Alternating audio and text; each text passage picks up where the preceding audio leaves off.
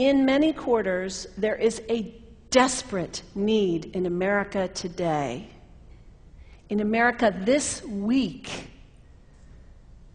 for a healthy dose of religious humility. There are too many people getting too much face time on television who claim exalted status for Christianity and who are demeaning other faith traditions, particularly that of Islam. And my friends, this has got to stop. The trigger for this latest wave of intolerance is media coverage, many of you have seen it, about a plan to build a Muslim community center 2 blocks from Ground Zero. The center will have a mosque, an auditorium, and a pool. It is modeled after YMCAs and Jewish community centers all across the country. For all I know, it's got locker rooms and childcare. Now, to be very clear here, reasonable, faithful, caring people can disagree about how they feel about this facility being built so close to Ground Zero. But that does not justify the wave of fear and suspicion that has washed over this country over the last 10 days. The media are now calling this a wave of Islamophobia that is sweeping across America. I saw a story this week on CNN about a minister in Gainesville, Florida, who has declared September 11th of this year Burn the Quran Day. Thank you for your reaction. That was mine. This guy is a minister at a non-denominational church called the Dove World Outreach Center. He said all kinds of disparaging, insulting, inaccurate things about Islam that I'm not going to repeat from this pulpit. His message is about hate and fear, and I can assure you there is nothing in the Gospels, there is nothing in the teaching of Jesus Christ that says anything about burning the holy texts of other traditions. It is not there. The proposed burning of the Quran is obscene.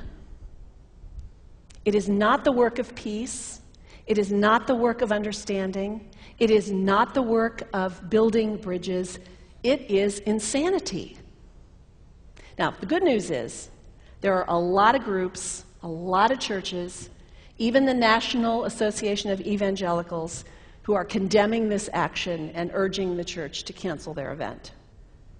A conversation about God demands grace and openness, a willingness to learn, to have our own ideas challenged, our convictions questioned. These are the hallmarks of humility. When I was in seminary, I read from someone whose name is lost to me now, when you speak of God, your voice should shake a little.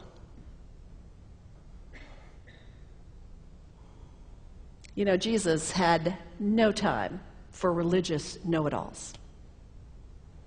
He saved some of his harshest criticism for church leaders, for the Pharisees, the religious leaders who were so certain about who was out and who was in, who was holy and unholy, clean and unclean. Jesus was forever taking all this religious certainty and turning it on its head. And we can only imagine what Jesus would have said about Pastor Terry Jones and his Burn the Quran campaign. I think he would say, this has got to stop. Followers of Islam believe that the Quran is a collection of revelations received by the Prophet Muhammad from God about 1400 years ago. They believe that Muhammad was the last of a series of prophets and teachers and messengers that included Adam, Moses, Jesus, Abraham, all names revered by us as well. The word Islam means peaceful surrender to the will of God. The Quran was written at a time when the Muslim people were being driven from their homes, persecuted, and killed. The Old Testament was written at a time when Jewish people were being driven from their homes, persecuted, and killed. And religious scholars will tell you that most holy scriptures have stories of war and violence in them. Throughout history, most faiths have used these texts to justify violence. And if there's anyone in this room at this moment who's thinking that I've got it wrong, after church today, pull out your Bible and look up Psalm 137. And you'll see that our own text has passages that can make us uncomfortable. But also, like the Bible, the predominant message of the Quran is of peace and care and loving God, justice, care for the neighbor, care for the stranger.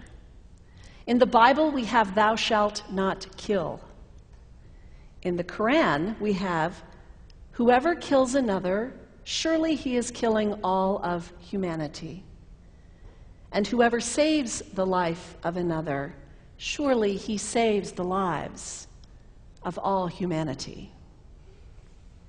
These are words of peace, words of faith, words that could save the world if we would take them to heart.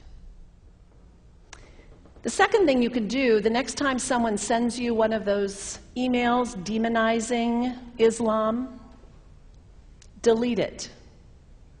Don't forward it.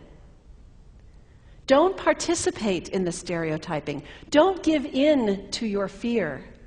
It's okay to be a little afraid. We all have those emotions. Just don't give in to it. Don't sign on for it. Don't focus on this tiny group of extremists who commit acts of violence. Focus on the hundreds of millions of Muslim people in the world who are people of faith, whose priorities and concerns and families are not so different from your own. And third, when you think of Muslim people, think of individuals. Think of the professor at Ohio State. Think of the engineer at Honda. Think of the teacher at the elementary school down the street.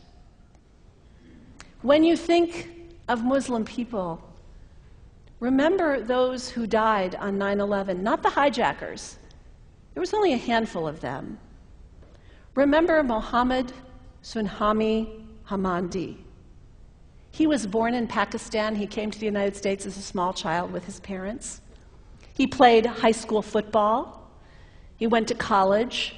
He became a part-time ambulance driver. He died, this Muslim young man, on 9/11, trying to rescue people and save lives. When you think of Muslim people, remember Mohammed Salahuddin Cloudhurry. He was a waiter at Windows on the World, which was at the top of the World Trade Center. He died that day. His wife had their baby 2 days later. When you think of Muslim people, remember Rama Salih. She was a woman, 28 years old. Her neighbors described her as fun and outgoing and generous. And she died on American Airlines Flight 11, 7 months pregnant with her first child. Remember the founder of the Islamic Circle of North America, who worked in the World Trade Center and also died on September 11th. That same group now is giving away tens of thousands of copies of the Quran in response to the campaign about burning the Quran. In the language of their own tradition, they are spreading words of faith and peace and hope. One of the ladies at the 8:30 service this morning said to me after, maybe we should declare September 11th, buy a Quran and read some of it. It is for us to share our message of love and hope and peace, but let us do it with grace and respect, and above all, humility. God grant us, as individuals, as a nation, as Christians, the humility for this work.